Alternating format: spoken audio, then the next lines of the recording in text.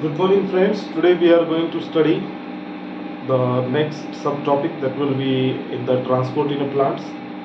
That topic is plasmolysis.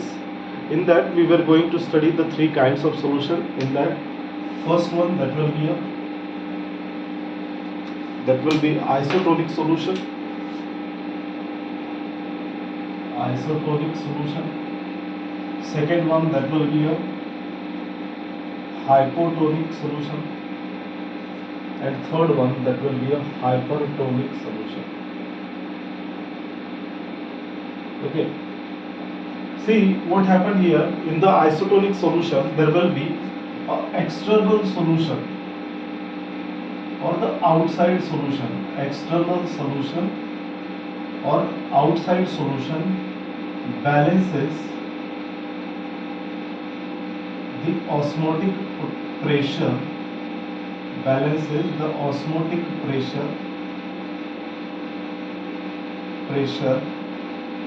of a cell cytoplasm,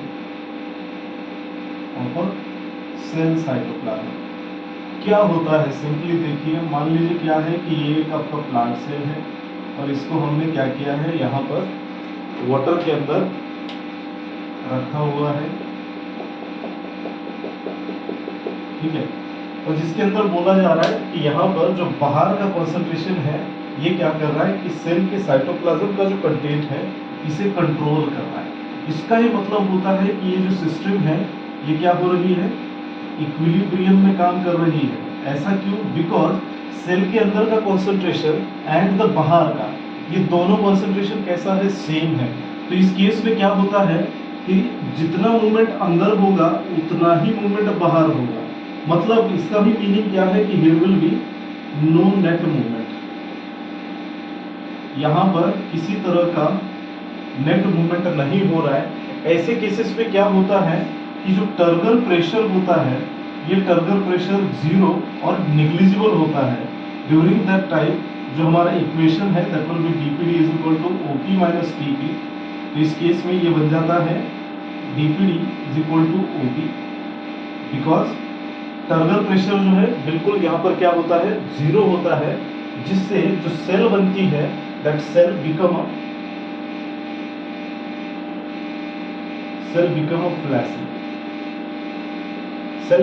flaccid. मतलब यहाँ पर क्या है, फ्लैसिड या फिर फ्लैसिडिटी जो टर्म है ये इसलिए यूज किया जाता है because that flaccidity is the state between the turgidity and the plasmolysis. क्या बोला जा रहा है, देखिए ध्यान से सुनिए कि जो फ्लैसिडिटी है that will be the stage between the turgidity and the plasmolysis. मतलब इसके अंदर प्रॉपर फर्मनेस नहीं होती, ठीक है, जिसके चलते जो साइटोप्लाज्म है that does not push towards a cell wall, ठीक है। इसको हम क्या कहते हैं, फ्लैसिडिटी कहते हैं। तो क्वेश्चन ये है कि क्या प्लांट सेल फ्लैसिडिटी को चाहता है? नो, प्लांट को ये कंडीशन जरूरी नहीं है, प्लांट को फ्लैसिडिटी वाला कंडीशन जरूरी नहीं होता है, ठीक है। तो यहाँ पर क्या है, सिंपल बात क्या हो रही है कि यहाँ पर जो एक्सटर्नल सॉल्यूशन है ये बैलेंस कर रहा है। मतलब external solution and the cytoplasm solution ये दोनों का कॉन्सेंट्रेशन कैसा है, यहाँ पर इक्वल चल रहा है। मतलब ये रिएक्शन आपका पूरा कैसे चल रहा है, इक्विलिब्रियम में काम कर रहा है, ठीक। देन दूसरा केस होता है that will be a hypotonic. इसके अंदर आपको देखने मिलेगा कि जो सेल साइटोप्लाज्म का जो कंसंट्रेशन है, cell cytoplasm concentration is more, और इसका जो ऑस्मोटिक प्रेशर है ये क्या रहता है, ज्यादा होता है। किसका, सेल के साइटोप्लाज्म का, देन द एक्सटर्नल सॉल्यूशन। तो यहां पर क्या होता है, देखिए ये कोई प्लांट सेल है, ठीक है,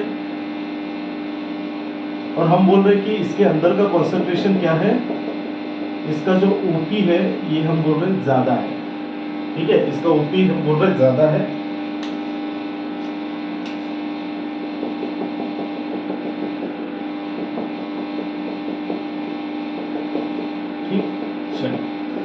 अब इस केस में क्या होता है कि ऑस्मोटिक प्रेशर सेल के साइटोप्लाज्म का ज्यादा है, इसका मतलब सेल के साइटोप्लाज्म के अंदर का कॉन्सेंट्रेशन जो है ज्यादा कॉन्सेंट्रेटेड है देन द एक्सटर्नल सॉल्यूशन। तो ड्यूरिंग दैट टाइम यहाँ पर जो मूवमेंट होती है, ये मूवमेंट मतलब यहाँ पर होगा क्या, एंडोऑस्मोसिस होगा या एक्सोऑस्मोसिस होगा।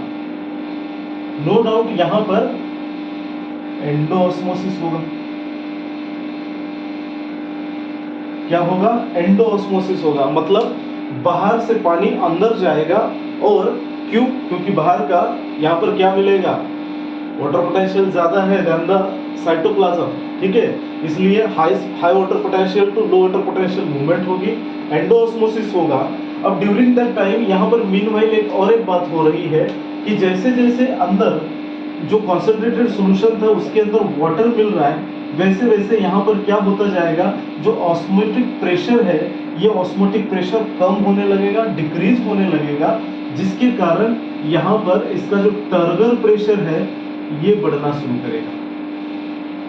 क्या होगा, टर्गर प्रेशर जो है बढ़ना शुरू करेगा, जिसके कारण जो सेल है वो क्या हो जाएगी, वो फूल जाएगा, या फिर उसको हम बोलते हैं स्वेलिंग हो जाएगा, स्वेल अप हो जाएगा, ठीक है। अब यहाँ पर एक इवेंट और भी हो रहा है, मतलब कि ये किसके कारण हो रहा है, टर्गर प्रेशर के कारण हो रहा है। अगर ये वाटर अंदर जाता रहा, ये वाटर स्टॉप भी तो होना जरूरी है। तो ड्यूरिंग ये एक्सटर्नल प्रेशर यहाँ पर अप्लाई हो रहा है, टर्गर प्रेशर, जो कि सेल को क्या कर रहा है, स्वेल अप करने का काम कर रहा है, मतलब कि ये बर्स्ट होने से बचा रहा है। अब यहाँ पर देखिए हमने क्या बोला कि here will be a decreasing osmotic pressure when equal to increasing turgor pressure. क्या बोल रहे हैं कि decreasing osmotic pressure when equals to the increasing turgor pressure, during that time जो मूवमेंट है वाटर का, मूवमेंट ऑफ वाटर यहाँ पर क्या हो जाएगी, स्टॉप हो जाएगी। तो इसी इक्वेशन को हम क्या कहते हैं, OP is equal to TP कहते हैं, ठीक। तो यहाँ पर हम इसको ऐसे भी लिख सकते हैं, that will be OP minus TP is equal to 0। हम जानते हैं कि DPD is equal to OP minus TP होता है, सिंस यहाँ पर जो DPD है ये क्या बनेगा, 0 बनेगा, and the cell become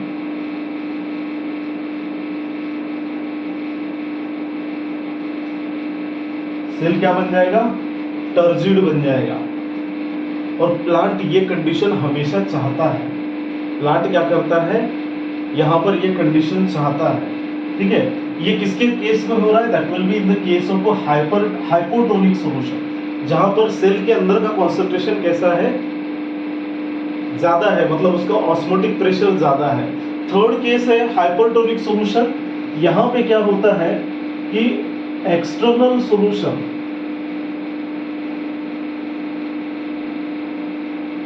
concentration is more than the cell cytoplasm। ये क्या है, जो बाहर का concentration है वो ज्यादा है। चलिए देखते हैं क्या होता है यहाँ पे।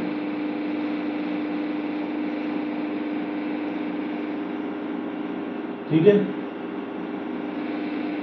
ये एक्सटर्नल सॉल्यूशन जो है, मान लीजिए सॉल्ट कॉन्सेंट्रेशन है, ठीक है, इसके अंदर सोल्यूट ज्यादा है, सेल के बाहर का जो सॉल्यूशन है उसके अंदर सोल्यूट की मात्रा ज्यादा है, इनऑर्गेनिक सॉल्ट ज्यादा है। तो अब देखिए सेल का अगर हम देखते हैं तो सेल के ऊपर एक सेल वॉल होती है जो फ्रीली परमिएबल होती है, ठीक। देन उसके ऊपर प्लाज्मा मेम्ब्रेन होता है, ठीक, that will be a barrier. Then उसके अंदर एक वैक्यूल होता है, उसके ऊपर भी मेम्ब्रेन होता है, that membrane we called as a vacuolar membrane और that will be called as a tonoplast. Okay, तो यहां पर केस क्या होने वाला है, तो यहां पर क्या है, सिंपली बाहर का कंसंट्रेशन ज्यादा है तो ड्यूरिंग दैट टाइम, और अंदर का कंसंट्रेशन कम है, मतलब सेल के अंदर वाटर पोटेंशियल ज्यादा है, तो जाहिर सी बात है यहां पर क्या होगा, एक्सोऑस्मोसिस होगा, मतलब जो मूवमेंट है वो क्या हो जाएगी, सेल के अंदर से सेल के बाहर मूव होगा। अब ड्यूरिंग दैट टाइम यहां पर क्या क्या कहानियां होती है, देखिए बड़ा मजेदार कंसेप्ट है।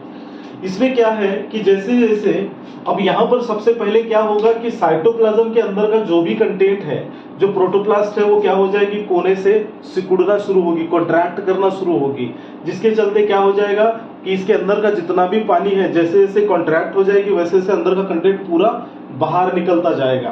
पहले साइटोप्लाज्म का जाएगा, देन वैक्यूल का भी पूरा कंटेंट, वैक्यूल के अंदर जो जो कंटेंट है वो सब कुछ बाहर निकल जाएगा। ठीक है, अब यहाँ पर क्या होता है कि 3 फेजेस बोले जाते हैं, कोई पब्लिकेशन अलग अलग पब्लिकेशन की बात करता है। ठीक है, बट हम ओवरऑल देखेंगे क्या होता है। पहला कंडीशन ऐसा होता है कि जैसे ही साइटोप्लाज्म का कंटेंट बाहर जाने लगेगा, ठीक है, वैसे वैसे यहाँ पर क्या बात हो जाएगी कि जो टर्गर प्रेशर है, ठीक है, यहाँ पर क्या हो जाएगा, जो टर्गर प्रेशर है ये क्या होने लगा है, कम होने लगा है पहला केस में। ठीक है, जैसे ही यहाँ पर इसके कोने से कॉन्ट्रैक्ट करना शुरू करेगा सेल, इसका टर्गर प्रेशर कम होता जाएगा क्योंकि अंदर का पानी पूरा बाहर जा रहा है। ठीक है, प्रेशर 0 होने के चक्कर में है। ठीक, पहले केस में क्या हो रहा है, अब यहाँ पर ऐसा थोड़ी है कि ये कोई बलून तो है नहीं कि मैं उसको पिन मार दिया और वो पूरा फूट गया और अंदर का पूरा मटेरियल बाहर आ गया, नहीं, ये प्लांट का सेल है। ठीक है, ये प्लांट का सेल है। मतलब यहाँ पर क्या हुआ कि पहले इसका टर्गर प्रेशर कम होने लगा, देन हल्के हल्के जैसे जैसे कॉन्ट्रैक्ट होने लगा तब तक पूरा साइटोप्लाज्म का कंटेंट बाहर निकल गया। अब इस केस में क्या हो गया कि जो टीपी है that will be become negative, ये क्या होने लगा, निगेटिव होने लगा। पहले तो साइटोप्लाज्म का कंटेंट निकल गया। देखिए ये वाला जो प्रोसेस है ये रिवर्सिबल प्रोसेस चलता है, हाइपरटोनिक का क्या चल रहा है, रिवर्सिबल चल रहा है। इस केस में क्या हो रहा है कि टर्गर प्रेशर अभी निगेटिव हो गया, देन क्या हो जाएगा कि वैक्यूल के अंदर का जो कंटेंट है वो भी पूरा बाहर निकलना शुरू करेगा। तो ड्यूरिंग दैट टाइम ये जो टीपी है, ये टीपी क्या हो जाएगी, that will be more negative, क्या हो जाएगी, मोर निगेटिव। तब जाकर हम बोलते हैं कि सेल जो है ये फुल्ली प्लाज्मोलाइज्ड बन गया। ठीक है, अगर हम फुल्ली प्लाज्मोलाइज्ड सेल की अगर हम क्या करते हैं, डीपीडी निकालते हैं, तो that DPD is equal to OP minus TP हमारा इक्वेशन है। तो इसके अंदर हम क्या करते हैं, वैल्यू पुट कर देते हैं, DPD is equal to OP minus TP. ठीक है, तो ड्यूरिंग दैट टाइम इसको ऐसा भी बोला जाता है, ओपी प्लस टीपी भी कहा जाएगा। बट ये कौन से केस में है, when cell becomes fully plasmolized, और जब सेल फुल्ली प्लाज्मोलाइज्ड करता है ड्यूरिंग दैट टाइम यहाँ पर सेल का श्रिंकेज होता है, सेल का श्रिंकेज होता है। ठीक है, ड्यूरिंग दैट टाइम क्या होगा, सेल का श्रिंकेज होगा। अगर आप इसी फुल्ली प्लाज्मोलाइज्ड सेल को अगर आप क्या करते हैं, प्योर वाटर में रखते हैं, तो ड्यूरिंग दैट टाइम क्या हो जाएगा, अगेन एंडोऑस्मोसिस होगा, और इसलिए इस प्रोसेस को हम क्या बोलते हैं, रिवर्सिबल प्रोसेस बोलते हैं। होप सो मैंने सभी बातें आपको क्लियर की है। If any kind of doubt you having then please ask me. Okay, bye bye.